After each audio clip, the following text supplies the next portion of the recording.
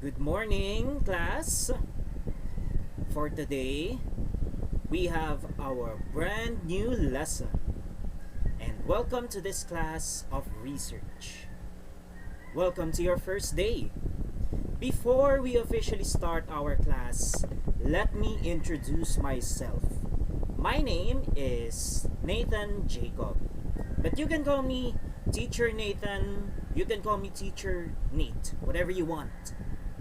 So in our research class, it is expected of you senior high school students that you need to have the skills required in researching.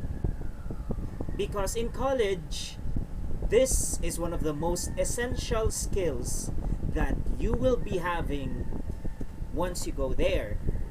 Most of the activities that you shall be expecting for college are mostly paper related. Most of them are term papers that will require a lot of research, and most of them will require lots of reading. Expect that in our class as well, that we will be doing lots of readings. And furthermore, you are going to expect from me that the experience of having a realistic research experience that you will be expecting when you go to college. But since you're in senior high school, we will not be making it really much intense, just like what you will expect in college. This is just like baby research, but not that hard just yet. So before we start our journey, our research journey, of course, we need to know everything about research, about why does it make sense to have a research. Ano abupakin natin sa research, to be honest? In this lesson, for now, we're going to discuss about research designs. So kung nakikita ninyo, we have quantitative, qualitative, and mixed methods. I have prepared as well a various lesson outline and objectives para alam nyo kung paano yung magiging flow ng lesson natin, so that you will have an idea what is the actual flow of our class. Let's get started. Research designs. So, for our lesson outline, you will learn the following. What is research? What is the importance of research? We will have research designs, which are quantitative, qualitative, and mixed methods. And a bonus one, which is how are you going to formulate a research topic? You will get to know ano nga bang aasahan natin when after this class. What are we going to expect? What I need to expect after this class. So for the objectives, you need to know to be able to formulate an opinion on the importance of research.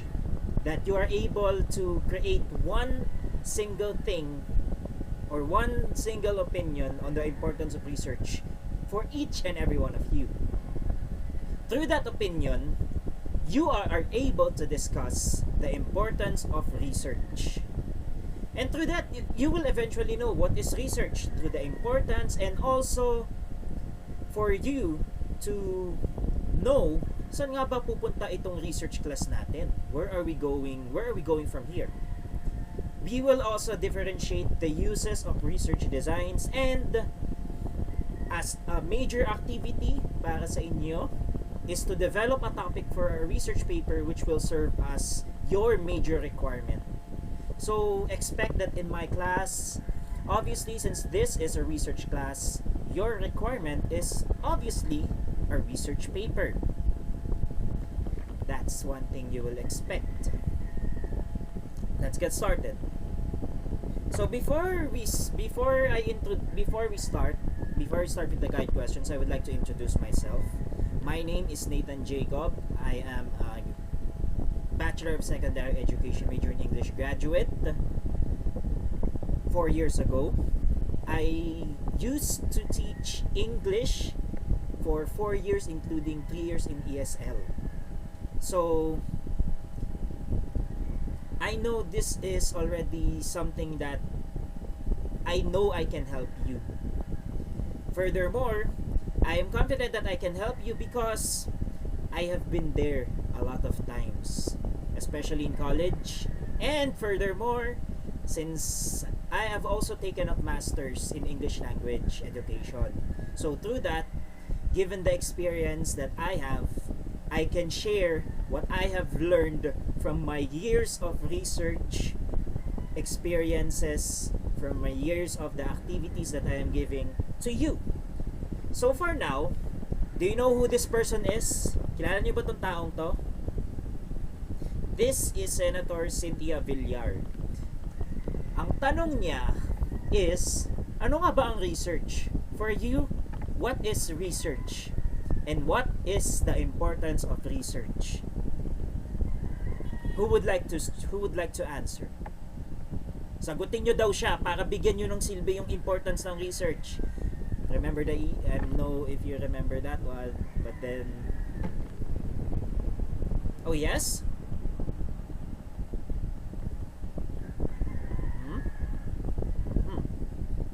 Good point.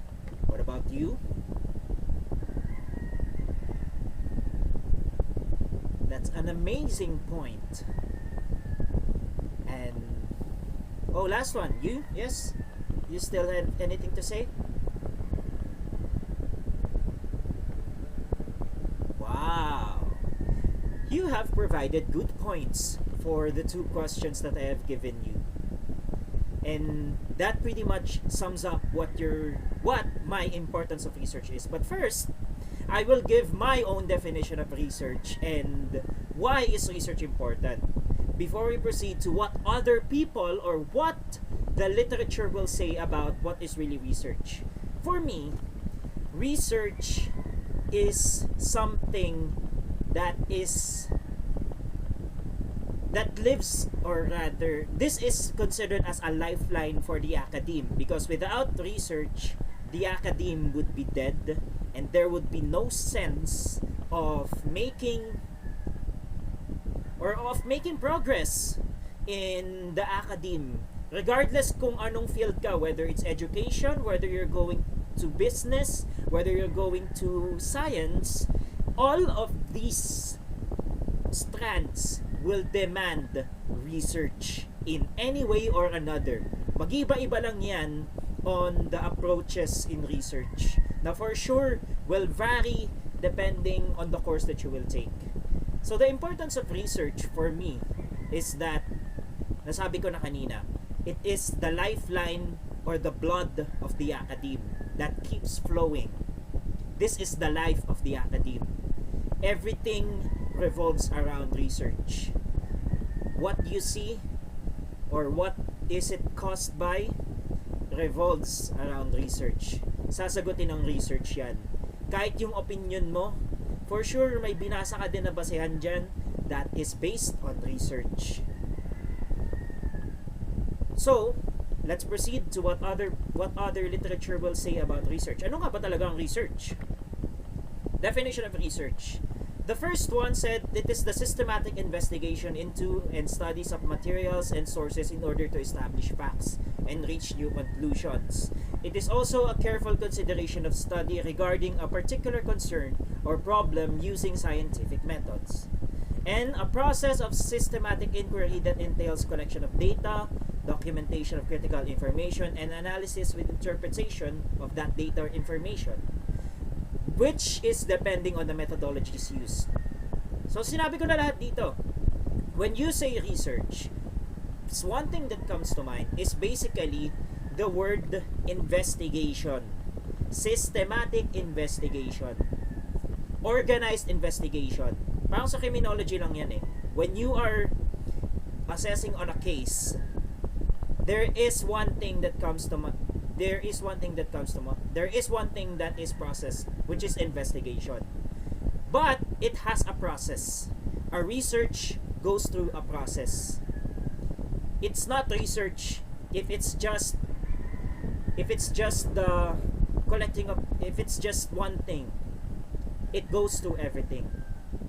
Research is careful If you say it's careful, meaning it takes considerable amount of analysis, considerable amount of arguments and discussions, and siraan ng pagkakaibigan, just kidding, of studies regarding a particular concern or problem, which is used through scientific method. And last one, we have also, ito yung process natin, collection of data, yung mga naka semicolon, these are the process of your research. Next one. Here are the three research designs, which are quantitative, qualitative, and mixed methods. In our consultation later, posibleng ibigay ko sa inyo kung what is the appropriate research design for you, depending on the topics that you will give. So let's start discussing them one by one. For quantitative research, this quantitative research is the approach which is focused on examining relationships among variables. And most of all, one thing that comes to mind in quantitative research is statistical procedures. Numbers. Basically numbers. So pag numbers, what is the one instrument that comes to mind? Surveys. This is, if not the easy for you, for sure, ito ang iniisip ninyo, pinakamadaling method for research. You never know. But then again, as I thought through, it's actually one of the hardest, especially when you're collecting data and you have to compute for the actual results. That's not as easy as you think. But for starters, basic math is really important. And at the same time, statistics na natututunan nyo sa math is also important if you want to pursue quantitative research. Topics will include, this is just a simple topic, preferences of students in genre of TV series. This can be through surveys. So, let's say 30% prefer comedy, 20% prefer drama, and let's say 15% would prefer horror, and then the rest of the percentage will be for others. You see what I'm thinking? I'm focusing on numbers. That's the main purpose. You look deep, you dive deeper into the results through the numbers. Na, oh, this is the most preferred genre of TV series. Drama pala yung gusto nila. Comedy pala yung gusto nila. So, that's for quantitative research. You based it upon on numbers. Next, for qualitative research, this requires a lot of detail. That if you are not that good in creating questions, that's really tough. But when we talk about qualitative research, it is an approach for exploring and understanding the meaning individuals or groups ascribe to a social or human problem. And this involves emerging questions and procedures, which is collected in the participant setting. One thing that comes to mind is emerging questions. If you talk about qualitative research, your main instrument is actually more of an interview, wherein the purpose of collecting data is to give, or is to, how do I say this, is to be able to gather opinions from people who belong in a certain group. Let's say you want to have a topic on effects of social isolation on recovering patients with a history of substance abuse. Let's make it simple.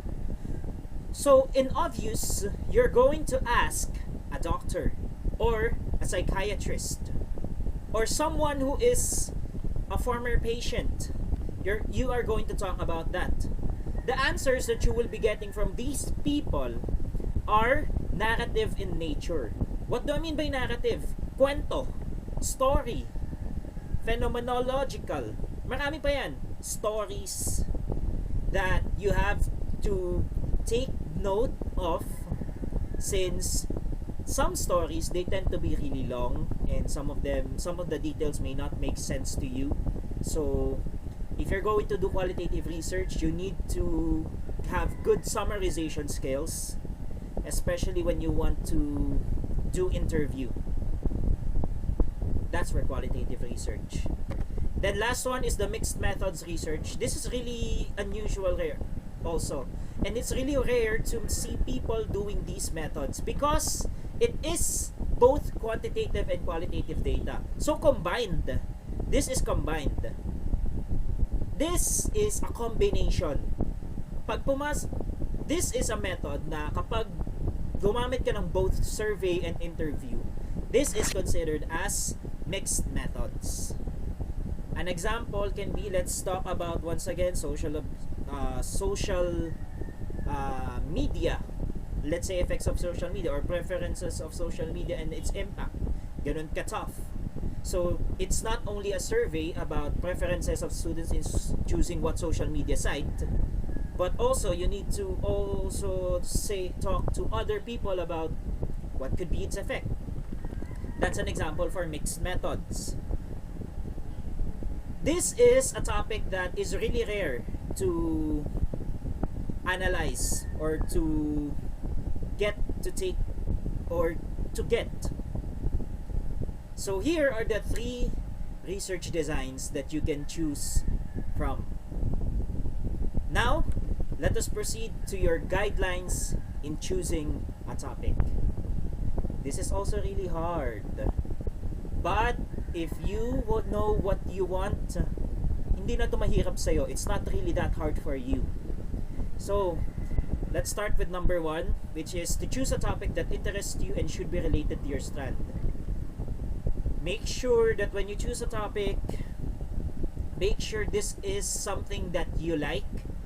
But I don't recommend you to choose a topic that is not related to your strand. Kung UMS ka, pumili ka ng topic na gusto mo, pero dapat related sa UMS. Kung ABM ka, pumili ka ng topic na related sa ABM. Same thing with gas. Paano kung gas ka naman? Ang hirap, di ba? But for gas, yung topic mo should be now based on your interest, your personal preferences now, depending on what do you really want to take. Because it's not only that I get to train you once you go to college and you are able to experience the course that you want to take. It's also a mere chance for you to train yourself that here are some possible expectations for me, for my course on what research will be in my course. Choose a topic in which you can find material. Akala nyo madali maghanap ng topic, akala nyo madali na mag-isip ng topic. It's actually harder than you think, especially if there are no materials that you can read on. Make sure that there is something make sure that when you're choosing a topic, you are able to distinguish the fine line, which is eventually will lead us to number 3, to read literature to form your research gap. What is that one issue in mind that you think needs to be further solved? Make sure that the references you are getting are, let's start with this, relevant. Normally, I would recommend you to do a research material that is already 5 years old. Kasi, ito yung pinaka-updated. This is the most updated one, the 5 years ago. Yan yung turo sa amin. But in our case, we would not do that. Kasi ang hirap maghanap ng 5 years old na research topic. It's either it will lead you to too little information. But also choose a topic that do not choose a topic that has too many references, because that is too broad, not too specific as well, because that will lead you to choose less materials that are at the same time may not be relevant. Last one is avoid a topic that will tempt you to summarize rather than discuss or analyze. Huwag kayong mag-choose ng topic that will just give you a summarization or an opinion na parang obvious na yung ibibigay na sagot. Yung tipong you're going to think of it already, kayang-kaya mo na ibigay yung sagot. Yung tipong hindi ka naka-questionin ng mga tao sa paligid mo. That's not how you're going to choose it. So, when you choose a topic, you need to make sure that you need to gather data, that the answer or the questions that you will be answering shall be based or shall be answered by your research and not by you, your personal perception. And that's your guidelines in choosing a topic. Now, for sure, marami pa kayong tanong dyan. That will be reserved. Please reserve that. And let's have that in our consultation time. So for our consultation time, you will be assigned to your breakout rooms. Then, in your breakout room, that's where you will spend your time reading and researching for references. Magbabasa lang muna kayo. And then pwede rin kayong mag-isip na ng mga possible topics that you think you want to have. Through that, you can start formulating at least 5 research topics that interest you and at the same time related to your strand. So for the groupings, you will be grouped according to your strand. And you can decide as well. Actually, this is what's gonna happen. If it will be groupings, we will group them according to strand. And if it will be individual, this is a little harder. But since it's grade 11 and it's research, I am expecting that this will be groupings according to strand. So that less burden. So thank you so much. So your consultation time starts now. I will now assign you to your breakout rooms. And good luck! Happy reading! So, this is it for our class. I hope you have really learned something for today. This is everything that I am expecting of. Thank you so much. And so much with that. With your consultations, don't hesitate to send me an email, nrjacob24@gmail.com, so that if you have any questions, I will be happily obliged to answer your questions. This is it. So much with that. I hope to see you tomorrow, and goodbye.